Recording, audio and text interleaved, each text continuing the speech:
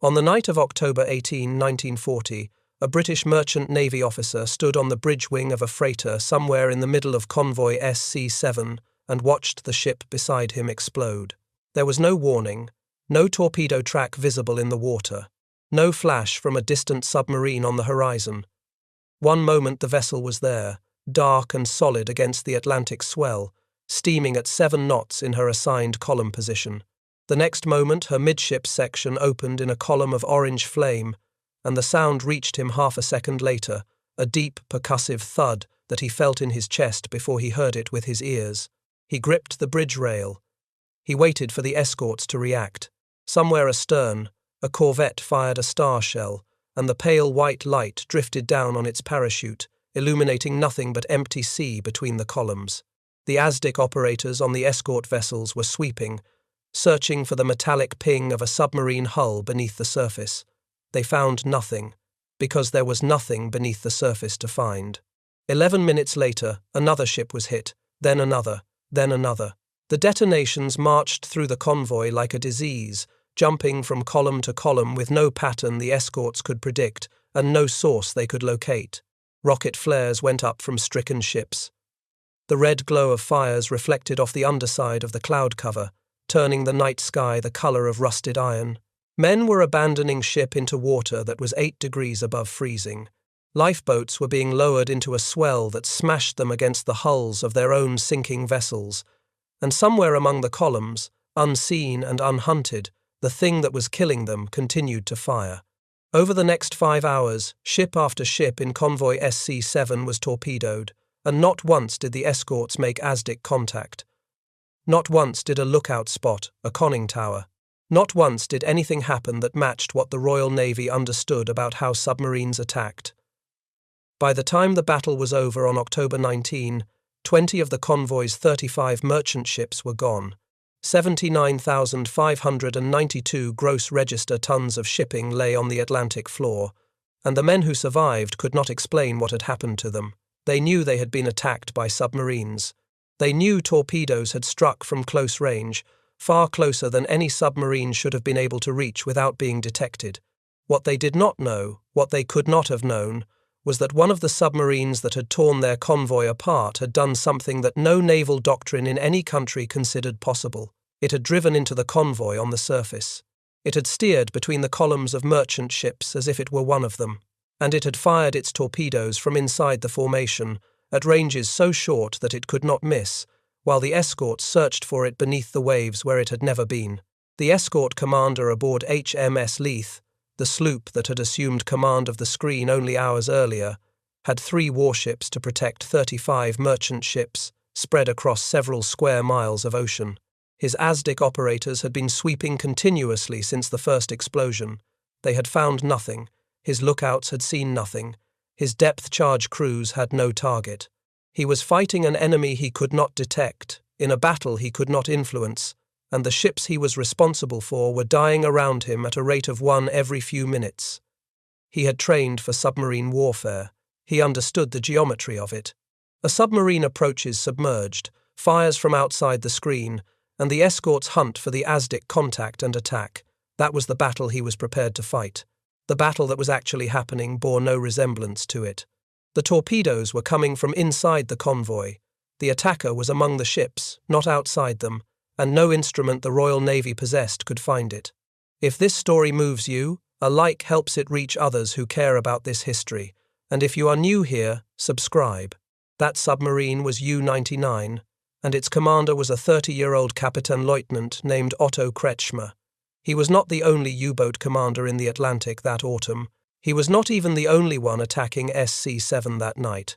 But what Kretschmer did with his submarine, and the philosophy that drove him to do it, set a record that no other submarine commander in the Second World War would ever match. 47 ships sunk, 274,333 gross register tons sent to the bottom. More tonnage than any other U-boat commander achieved in the entire war, a record compiled not over years of patient accumulation, but in barely 18 months of combat patrols, from September 1939 to March 1941, before a depth charge ended his war and a British destroyer captain fished him out of the North Atlantic. The Royal Navy knew someone was doing this.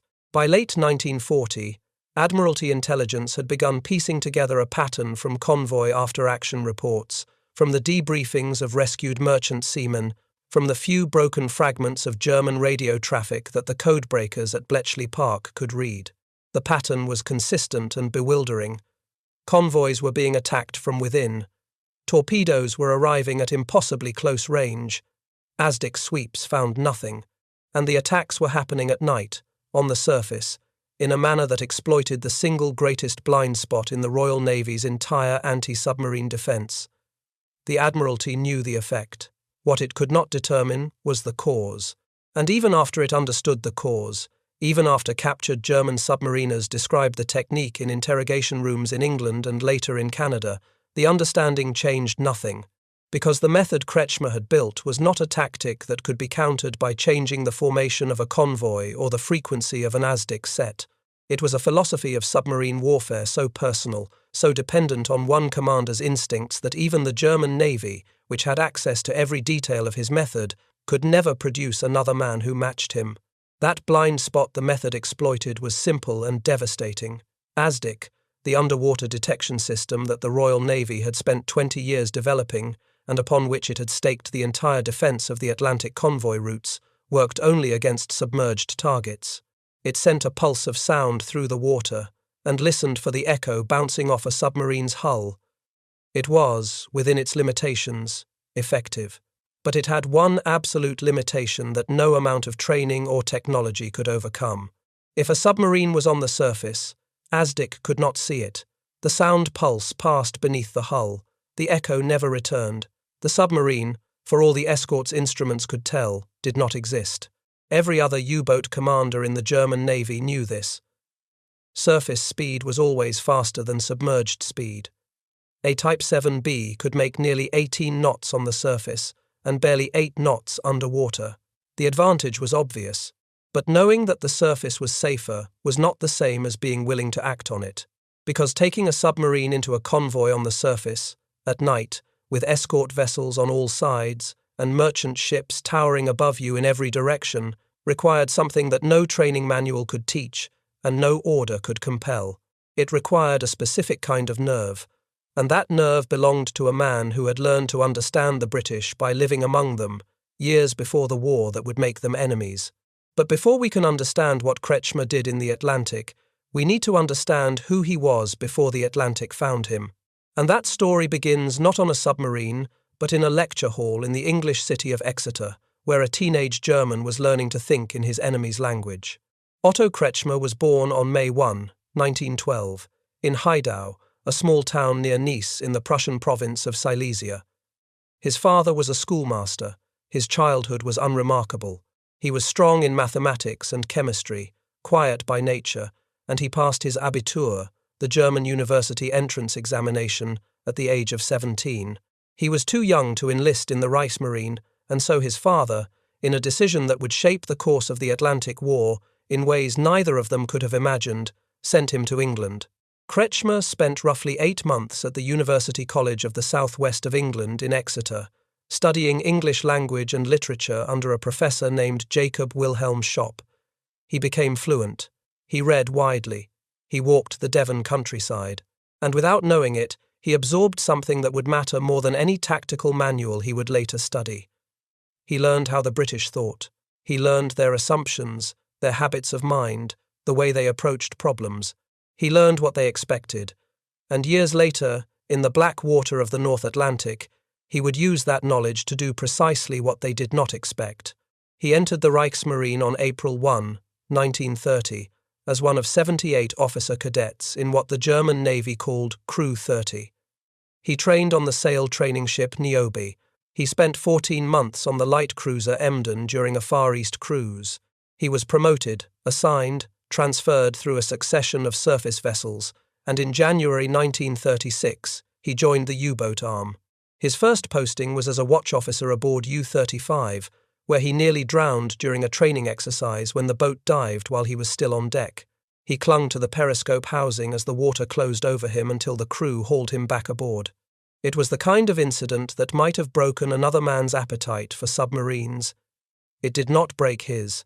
On October 1, 1937, Kretschmer took command of U-23, a small Type 2B coastal submarine suited to the North Sea rather than the open Atlantic.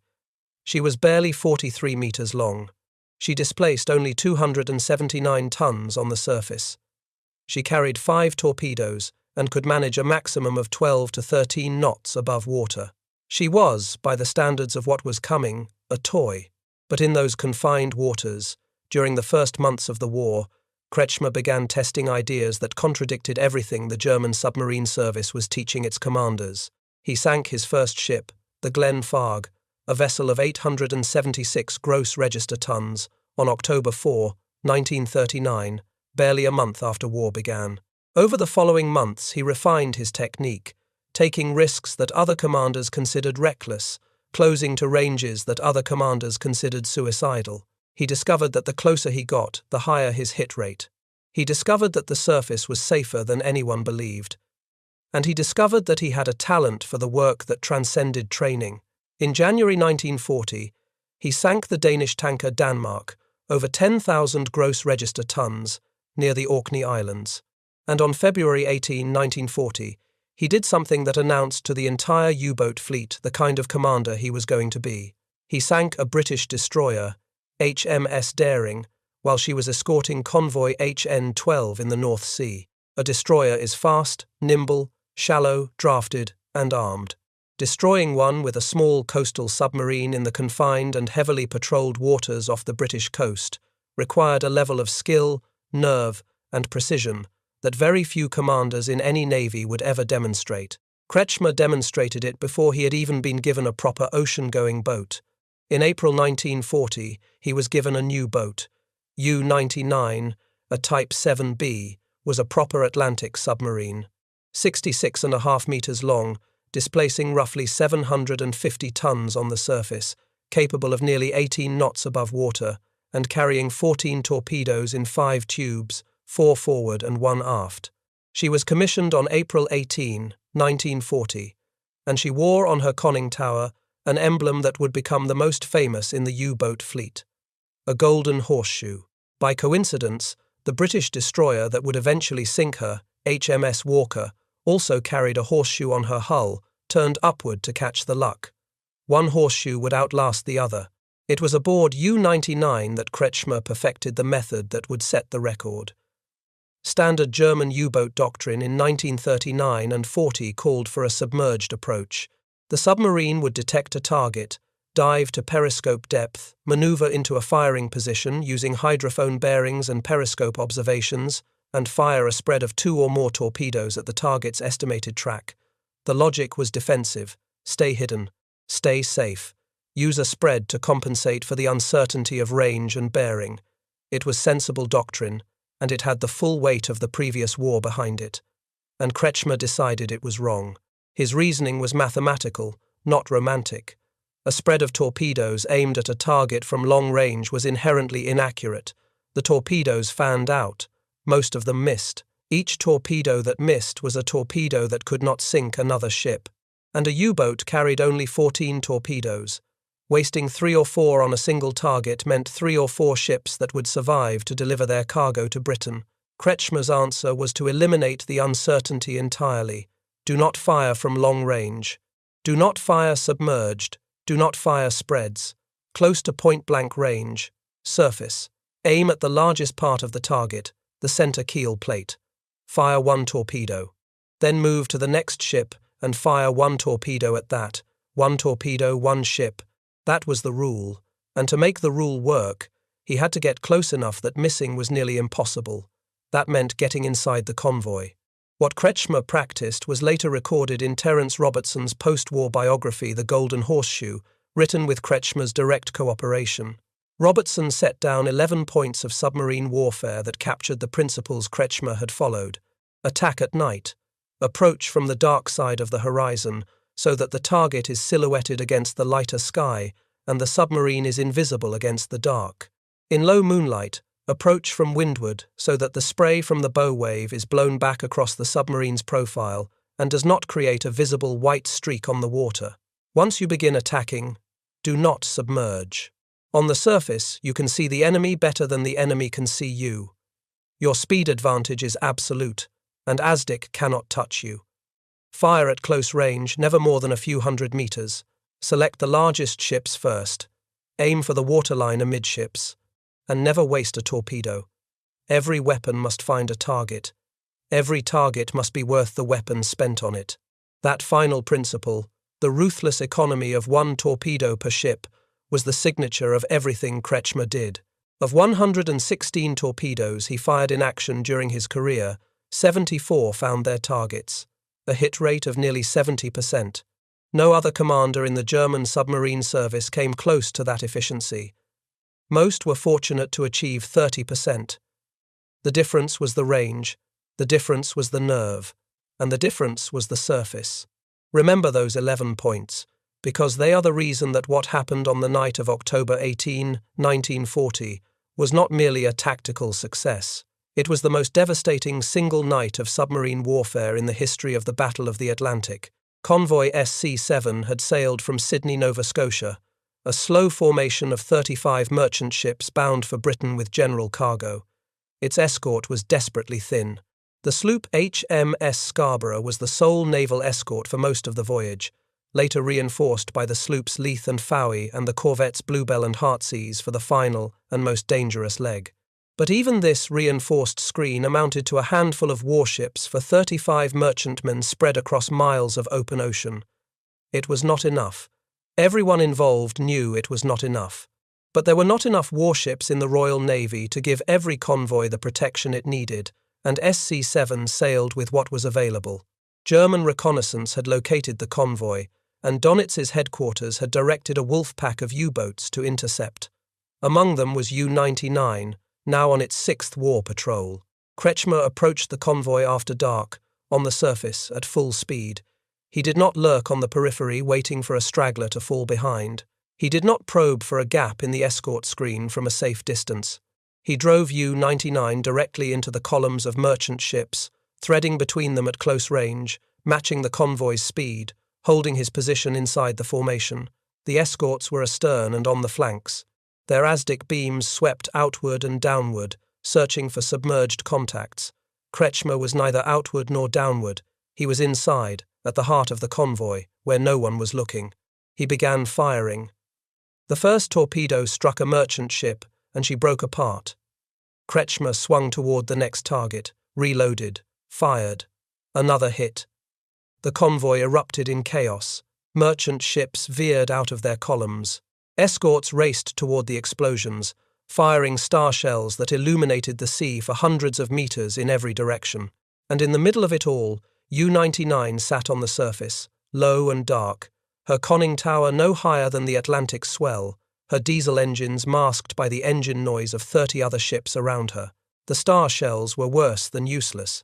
They lit up dozens of vessels, and one more dark shape in the water, low and small and moving at convoy speed, was invisible among them.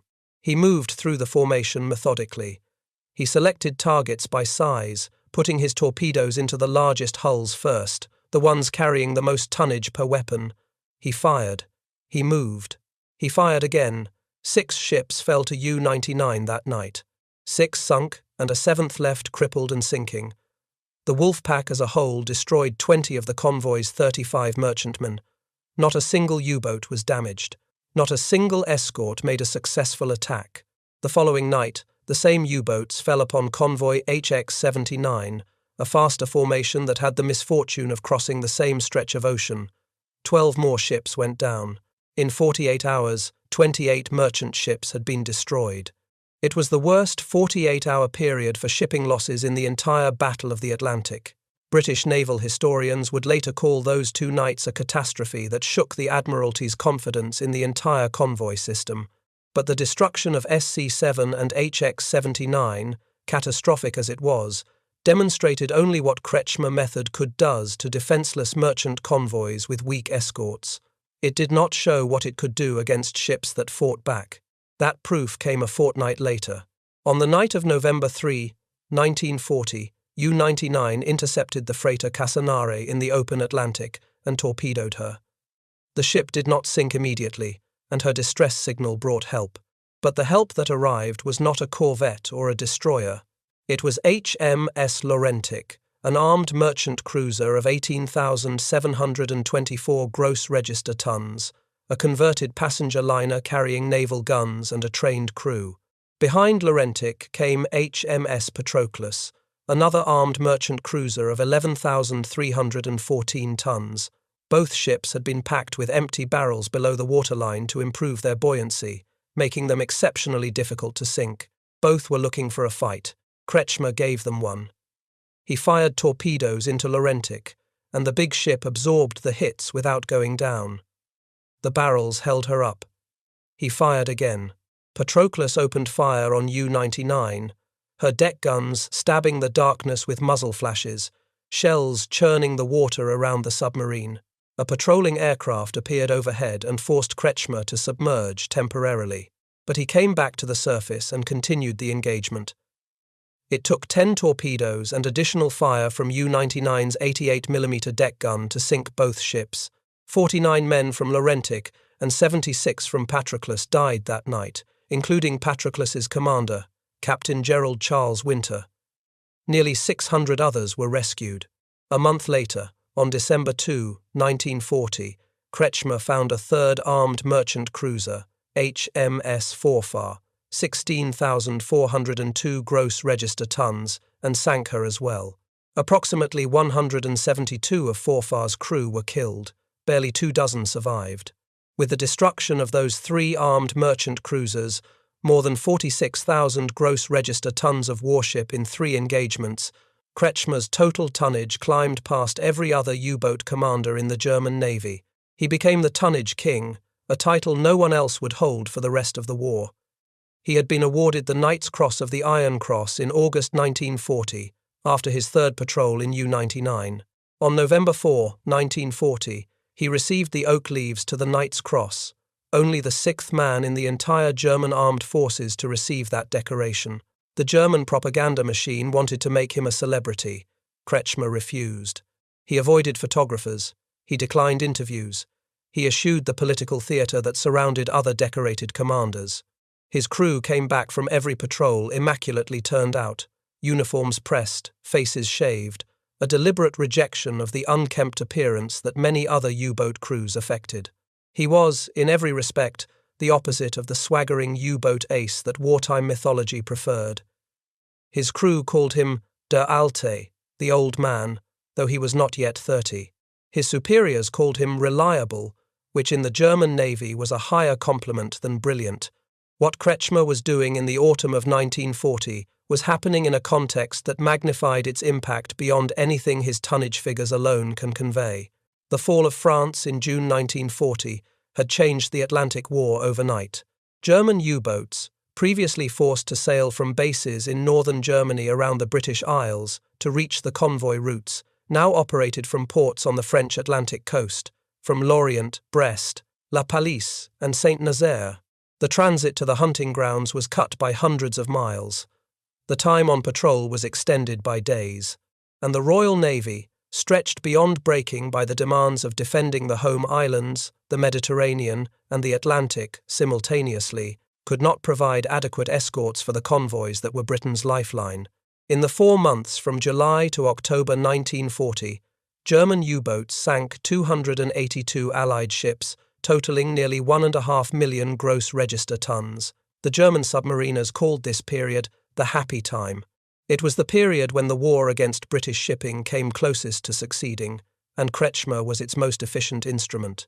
And here is the question that matters more than the decorations, more than the statistics, more than the tonnage tables that military historians still argue over 80 years later. Why could no one else do what Kretschmer was doing?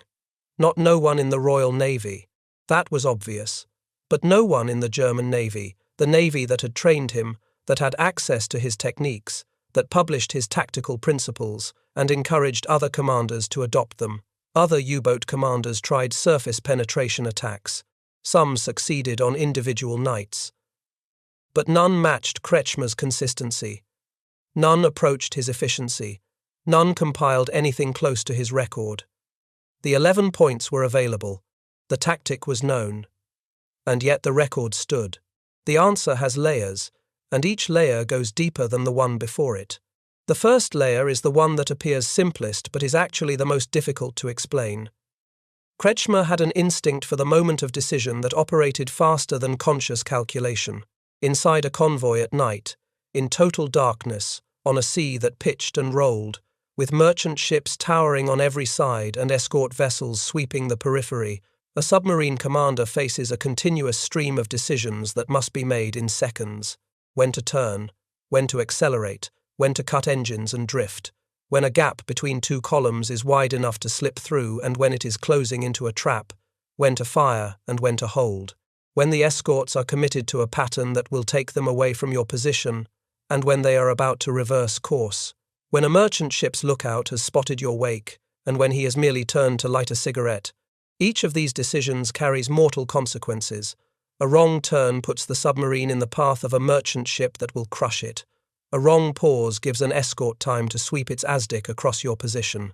A wrong shot wastes a torpedo that cannot be replaced until you return to port. Kretschmer made these decisions correctly, night after night, patrol after patrol, with a consistency that no other commander in any navy demonstrated. It was not luck. Luck does not survive 16 war patrols. It was a form of spatial and tactical intelligence that cannot be trained, only discovered in the men who possess it. The second layer is crew. U-99's company had been trained to a standard of cohesion that allowed the boat to function as an extension of Kretschmer's will. Every man knew his role. Every action was rehearsed until it was automatic. When Kretschmer gave an order, the lag between command and execution was measured in fractions of seconds. The helmsman anticipated the turn before the rudder order was spoken. The torpedo crew had the next weapon loaded and ready before the first had left the tube. This was not merely discipline, it was the kind of synchronization that develops only when a crew has absolute confidence in their commander, and the commander has absolute confidence in them. Kretschmer repaid that confidence with survival. He brought his men home, patrol after patrol, while other U-boats were failing to return at an accelerating rate. U-99 came back. The golden horseshoe on her conning tower became the most recognized emblem in the fleet, and the men who sailed beneath it knew that their commander would not spend their lives carelessly. The third layer, the deepest one, goes back to Exeter. Kretschmer understood the Royal Navy because he understood the British. He knew that escort commanders would trust their ASDIC above their eyes.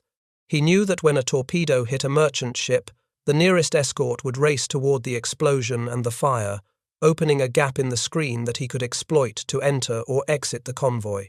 He knew that star shells fired to reveal a submarine were useless when the submarine was already inside the formation, where the light fell on dozens of ships and one more low shape in the water attracted no attention. He knew how they thought because he had lived among them. He thought like them, and because he thought like them, he could predict what they would do before they did it. And because he could predict what they would do, he could always be in the one place they were not looking. This was the weapon beneath the weapon. Not the torpedoes, not the surface speed, not the low silhouette of the Type 7B hull. The weapon was understanding. And understanding cannot be copied from a manual. There was one more quality that separated Kretschmer from the system he operated within. Kretschmer refused to transmit. The German U-boat command had built its entire Wolfpack strategy around radio communication. A U-boat would sight a convoy, report its position by high-frequency radio, and headquarters would direct other boats to converge. The boats would form a patrol line, make contact, and attack together. It was an elegant system of coordinated mass assault. It was also, as Kretschmer suspected and the British would eventually prove, fatally compromised. Every transmission a U-boat made could be intercepted. Every interception gave the British direction finding stations, the system they called Huff-Duff, a bearing on the transmitting submarine. Enough bearings from enough stations and the escorts could triangulate the submarine's position and hunt it down. Kretschmer understood this risk before most of his contemporaries. He kept radio silence. He attacked alone or with minimal coordination. He reported his results only when he was well clear of the convoy and heading home. His nickname in the fleet was Silent Otto, and the silence was not shyness. It was a survival instinct that proved correct. Many of the U-boat commanders who were lost in 1941 and 42 were found precisely because they transmitted. But that silence also meant isolation. The wolf pack depended on boats cooperating, sharing contact reports, and coordinating approaches from multiple directions across the breadth of a convoy. Kretschmer's method was solitary by nature. It required one exceptional commander in one boat doing something that could not be coordinated, distributed, or scaled to a fleet of 200 submarines. And that was its fatal limitation. Grand Admiral Donitz needed a system that would work with hundreds of boats commanded by ordinary officers with average nerves and mixed experience. Kretschmer had built a method that worked with one boat commanded by himself. This tension between individual brilliance and systematic warfare is the reason Kretschmer's record was never broken. It is also one of the oldest tensions in military history, and it carries a lesson that extends far beyond submarines. Donitz was not wrong to build the wolf pack. He was solving a different problem. His problem was how to sink enough tonnage to starve Britain into submission before American industrial power could tip the balance. That required scale. It required coordination. It required a system that could function with ordinary men, because there were never going to be enough Kretschmers to crew a fleet, and so the wolf pack was designed to compensate for individual limitations through collective action. If 10 boats attacked a convoy, even if each boat was only half as skilled as Kretschmer, the aggregate effect could exceed what a single ace could achieve. The mathematics were sound, the logic was impeccable, but the system had a structural weakness that Kretschmer had identified and refused to accept. The wolf pack required radio communication. It required boats to transmit their position, the convoy's course, the weather, the escort strength. Each transmission was a thread that the enemy could pull, and the British, with Huff Duff and eventually with broken Enigma ciphers, pulled every thread they found. Kretschmer's method had no threads to pull. He was a closed system, no transmissions, no coordination, no dependence on headquarters, just one boat, one commander, and the dark. The wolf pack was a blunt instrument, effective when enough boats could be concentrated against a convoy, devastating when conditions were right, but inherently wasteful. Torpedoes were fired in spreads from outside the screen. Hit rates rarely exceeded 30%. Boats attacked from positions where the escorts expected them and where ASDIC could find them if they dived. Kretschmer's method was a scalpel. One boat, no transmissions, close range, one torpedo per ship, 70% hits. It was more efficient by every measurable standard, but a scalpel requires a surgeon, and surgeons cannot be mass-produced. The irony of Kretschmer's capture is so precise that it reads like fiction. But it is not fiction. Every detail is a matter of record. On March 17, 1941, U-99 was attacking convoy HX-112 southeast of Iceland. It was the boat's 16th war patrol, and Kretschmer was hunting in dangerous waters. The escort group defending HX-112 was led by Commander Macintyre in HMS Walker, one of the most experienced and aggressive anti-submarine commanders in the Royal Navy. Kretschmer did not know this. He knew only that his tubes were empty. He had fired his last weapons and sunk the Swedish freighter Horseshoe. He was withdrawing on the surface, his standard practice, his doctrine, his fundamental principle of survival. And then, a destroyer was sighted, close and closing. The officer of the watch, the man on the bridge at that moment, made a decision. He ordered an emergency dive. It was the one thing Kretschmer never did. His entire philosophy of submarine warfare was built on the principle that a U-boat was safer on the surface than beneath it. On the surface, ASDIC could not detect you. On the surface, your speed was double what it was submerged. On the surface, you could see the enemy before the enemy saw you. 16 war patrols had confirmed every word of that philosophy. Not once had U-99 been successfully attacked on the surface. Not once had an escort vessel detected the boat while she was riding above the waves. The surface was sanctuary. Diving was the one thing that could destroy it. But the watch officer, staring at the dark shape of a destroyer closing fast, did what instinct and standard training told every submariner to do. He took the boat under. The moment the hull slipped beneath the waves, the world inverted. Everything that had protected Kretschmer for 18 months vanished in the time it took the conning tower to disappear beneath the swell. The destroyer HMS Walker, commanded by Commander Donald Macintyre, one of the most tenacious and skilled escort commanders in the Royal Navy, was already searching the area. Walker's Azdic swept the water beneath the surface, the water where Kretschmer had spent his entire career refusing to be, and for the first time, U-99 returned an echo. The sound pulse hit the hull and bounced back. The operator on Walker called out the bearing and range. Macintyre altered course. The submarine that had been invisible for an entire career was suddenly, catastrophically, visible. Macintyre attacked without hesitation. Depth charges rolled off Walker's stern racks and arced from her side-mounted throwers. The first pattern detonated above and behind U-99. The shock waves hammered the hull. Light bulbs shattered. Cork insulation broke from the overhead and rained down on the crew. Kretschmer took the boat deeper. Macintyre followed, adjusting his depth settings, bracketing the submarine with successive patterns. The explosions drove U-99 past 300 feet, past 400, past 500. Gauges cracked. Pipe joints leaked. The hull made sounds that no submariner wants to hear, deep groaning protests from metal under compression beyond its design tolerance. Kretschmer took her to somewhere around 700 feet, well beyond the rated depth for a Type 7B, into the region where the ocean's pressure could collapse the hull without warning. He could not stay down. He ordered the main ballast tanks blown, and U-99 rose. She surfaced into a sea lit by searchlights, with HMS Walker bearing down close aboard. Gunfire struck the water around the conning tower. Kretschmer ordered his crew to abandon ship and his chief engineer to go below and open the scuttling valves. The engineer went down. He opened the valves. He did not come back. He was one of 3 men lost. 40 of the 43 crew survived.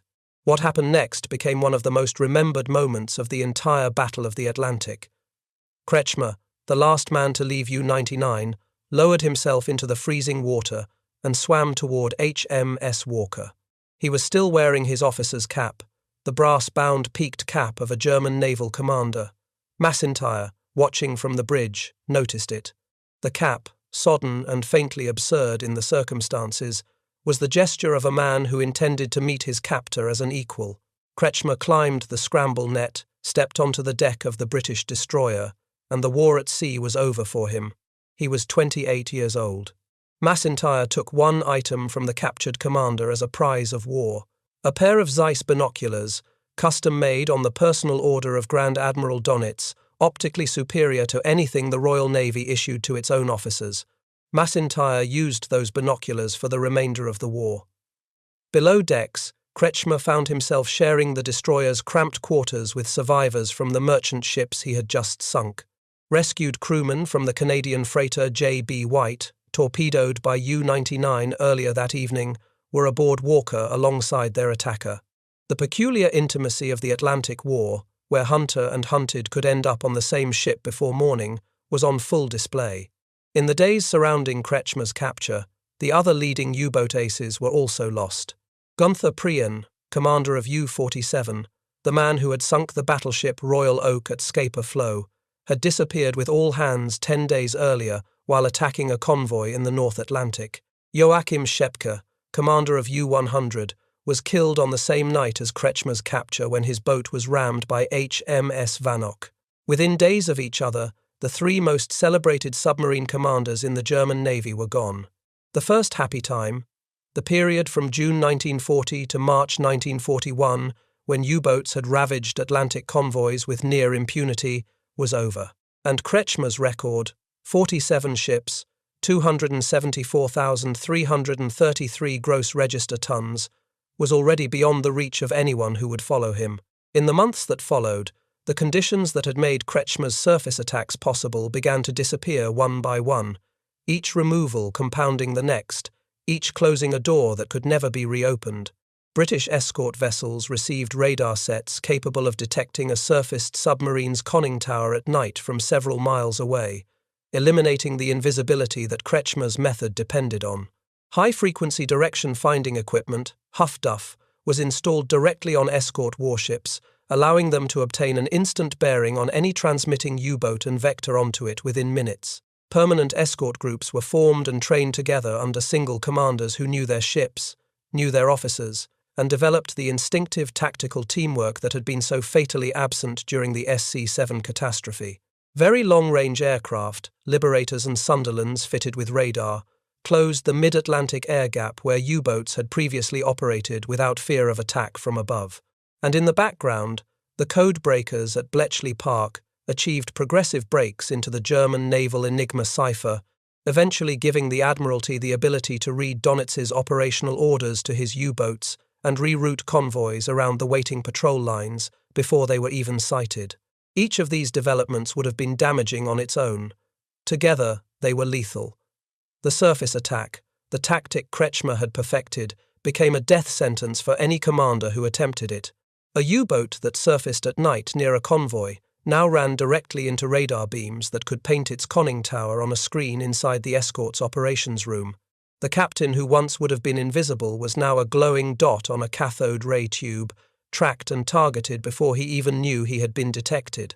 The invisibility that had been the foundation of Kretschmer's entire philosophy was gone. Technology had sealed the blind spot that he had spent 18 months exploiting, and it sealed it permanently. The wolf packs continued to fight, and they inflicted terrible losses through 1942 and into early 1943. But the toll on the U-boats themselves rose steadily, then steeply, then catastrophically. The era that had produced Kretschmer's record was finished. No subsequent U-boat commander approached his total. The second highest scoring ace of the war, Wolfgang Luth, sank 46 ships for 225,204 gross register tons, nearly 50,000 tons fewer than Kretschmer.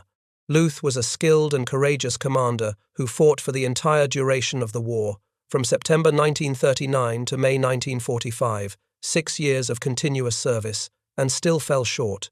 He survived the war only to be shot by a German sentry at the Naval Academy in Flensburg days after the surrender, one of the war's final and most pointless casualties. Erich Topp, third on the list, finished with 35 ships and 197,460 tons. Topp survived, and, like Kretschmer, later served in the Bundesmarine. He knew what Kretschmer had accomplished. He knew why no one matched it. Kretschmer had achieved more in 18 months than either of them managed in years. The mathematics of this are worth considering.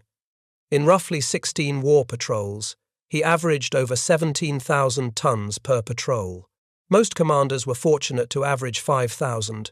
His efficiency, measured in tonnage sunk per torpedo fired, per day at sea, per patrol completed, exceeded every other commander in the fleet by a margin that was not close. And every ton of that record was compiled in the narrow window between June 1940, when the French bases opened the Atlantic, and March 1941, when radar and ASDIC and depth charges closed it again. The record was not broken because it could not be broken. The window of conditions that allowed it, weak escorts, no radar, the blind spot in ASDIC, and one commander with the nerve and the precision to exploit all three simultaneously, had closed. It never reopened. Kretschmer was taken first to a transit camp, then to Griesdale Hall in the Lake District, a stately home requisitioned as a prisoner of war camp for captured German officers. Even in captivity, the hierarchy of the U-boat war persisted. Kretschmer, as the most senior and most decorated naval officer in the camp, assumed authority over the other prisoners. He maintained discipline. He established courts of honor to judge prisoners accused of collaborating with the British. He was, behind barbed wire, doing what he had always done, leading. He was transferred to Bowmanville in Ontario, Canada, where he remained for most of the war. The camp at Bowmanville held hundreds of German officers, and Kretschmer's presence there became a matter of strategic significance to the German High Command. In 1942, the Bowmanville shackling incident erupted when Canadian authorities attempted to shackle German prisoners in retaliation for the shackling of Canadian prisoners taken at Dieppe. Kretschmer was at the center of the confrontation, which escalated into a physical standoff and drew international diplomatic protest before being resolved. In 1943, German naval intelligence mounted Operation Kiebitz, an audacious and ultimately futile scheme to extract Kretschmer from captivity. The plan involved a U-boat surfacing off the coast of New Brunswick, a chain of coded messages smuggled into the camp through the International Red Cross, and a carefully timed escape coordinated with the submarine's arrival. The operation failed at multiple points. The codes were detected, the timing collapsed, the U-boat waited offshore and returned to France without its prize. Kretschmer remained a prisoner until December 31, 1947, nearly 7 years behind wire. While he sat in Canada, the war he had been removed from ground toward its conclusion without him. The U-boat war turned decisively against Germany. The surface attack doctrine that Kretschmer had perfected was dead, killed by radar, air power, and code breaking. The wolf packs continued to sortie, but they sailed into an Atlantic that had been transformed. In the spring of 1943, the crisis came to a head. In March alone, the U-boats sank over 600,000 tons of Allied shipping, their best month in 2 years. But the cost was staggering. In May 1943, 41 U-boats were destroyed in a single month. Nearly 1 in 4 boats at sea did not return. Donitz, recognizing that his men were being slaughtered faster than they could be replaced, pulled the wolf packs out of the North Atlantic on May 24, 1943. He called it a temporary withdrawal. Every commander who survived understood what it meant. By the war's end, the German submarine service had lost 783 U-boats and roughly 30,000 men, nearly 3/4 of all submariners who served. No branch of any military service on any side suffered a higher casualty rate. The arm of the German military that had come closest to winning the war became the arm that paid the highest price for losing it. It is worth pausing here to acknowledge the cost on the other side. Kretschmer's 47 ships were not abstractions. Each one carried a crew. Many carried passengers. The armed merchant cruisers alone cost nearly 300 lives across 3 sinkings. The merchant seamen who died in the convoy attacks did not die the way soldiers die, with weapons in their hands and comrades around them. They died in engine rooms when torpedoes tore open the hull and the sea poured in. They died on deck when burning fuel oil spread across the water and turned the surface into a sheet of flame. They died in lifeboats that drifted for days before rescue arrived, or did not arrive at all. They died of cold and exposure in an ocean that could kill an unprotected man in minutes. The Battle of the Atlantic killed over 30,000 Allied merchant seamen, men who were civilians in every legal sense, who sailed without military rank or military protection, who went to sea again and again because the convoys had to get through. Kretschmer, for all his professionalism, contributed to that toll more than any other single commander in the German Navy. A record in submarine warfare is measured in tonnage. But tonnage is a word that conceals the weight of human lives behind a number. Those men deserve to be remembered alongside the commander who sank their ships. What happened after the war revealed something about both men, the hunter and the hunted, that the conflict itself could only hint at. Donald Macintyre, the man who caught Silent Otto, went on to become one of the most successful escort group commanders of the entire Battle of the Atlantic. After the war, he became a naval historian and author. His memoir, published in 1956, is regarded as one of the finest first-person accounts of the anti-submarine war ever written. In it, he described Kretschmer as the finest submarine commander of the conflict and the most dangerous opponent his escort group had faced. Kretschmer, released from captivity at the end of 1947, returned to a Germany that was unrecognizable. Silesia, the land of his birth, was now part of Poland. The navy he had served no longer existed. He was 35 years old, with no ship, no career, and a reputation built entirely on a war his country had lost. He took work where he could find it and waited. In 1955, West Germany established the Bundesmarine, a new federal navy integrated into NATO. Kretschmer joined on December 1 of that year, re-entering naval service at the rank of Fregattenkapitän. The man who had sunk more Allied tonnage than any other submarine commander in history put on a new uniform and served alongside the navies he had spent 18 months trying to defeat. It was one of the stranger transitions of the Cold War, but Kretschmer approached it with the same quiet professionalism that had characterized everything else in his career. He commanded the 1st Escort Squadron in 1957, then the amphibious forces from 1958 to 1962. He rose to the rank of Flotilla Admiral in 1965. He served as Chief of Staff to the NATO Commander of Naval Forces in the Baltic Approaches, based in Kiel, from 1965 to 1969. In that role, he planned the naval defense of the Baltic against the Soviet fleet, working daily with British, Danish, and American officers, several of whom had served in the very convoys he had once attacked. He retired on September 30, 1970, after 40 years of naval service spread across two navies and two fundamentally different Germanys. And in 1955, Donald Macintyre did something that no wartime after-action report could have predicted. He returned the binoculars. The Zeiss glasses he had taken from Kretschmer on the deck of HMS Walker 14 years earlier, the ones made on the personal order of Grand Admiral Donitz, the ones Macintyre had used for the rest of the war, and afterward he gave them back.